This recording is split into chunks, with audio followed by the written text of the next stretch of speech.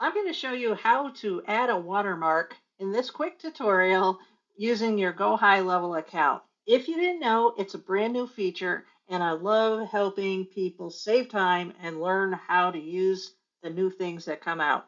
I'm Anne-Marie Walts. Please hit the subscribe button and let's jump right in. So inside your Go High Level account, what you're going to want to do is go to the Marketing tab, go to Social Planner, and then you're going to head over to the gear icon. Once you're at the gear icon, you'll notice that there's the new menu item right here called Watermark. So click on the watermark. Then from there, you can see I already have one in there, but for this tutorial, I'm just going to delete it so that you can see how the process works. Next, I'm going to hit Watermark. And then here, the first step that you're going to want to do is you're going to want to name your watermark. So we'll name it my watermark. Right? The first thing too that you're going to notice is that these icons are not active yet, but they will be as soon as we do the next step. So be sure that when you're creating your watermark inside another graphics program, that you make the measurements be 200 by 200 and not any bigger than 5 megabytes. Next, you're going to hit upload. And right here, I have a mock watermark for the exercise. And so now you can see that these new alignment buttons are now active. What this does is that you can then change the positioning of your watermark. So this way you can put it where you want it to wind up living. I'm going to put it there just for this demo. Now right here is the opacity. So you can slide that to make your watermark either more transparent if you go this way or more bold if you put it up to 100. I'm just going to slide it back down to say 32.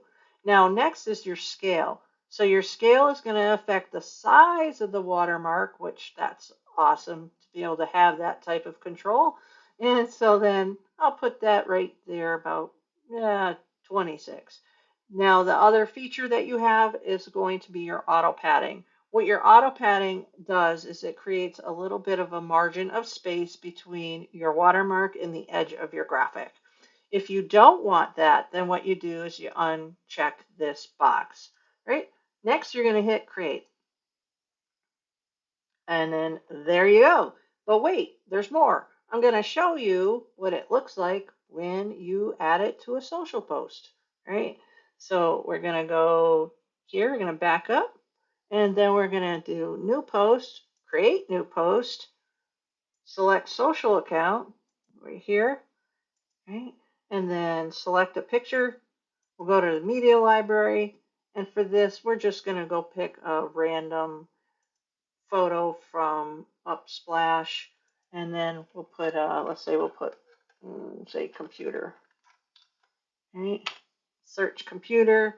And, this one looks cute. Everybody loves puppies, right? And then inside, so now you have your new graphic, and now you can see that the watermark is living right there. So that's it. And you've saved yourself a bunch of time by not having to manually do that to every single post. So thank you for watching. Come back often and hit that subscribe button.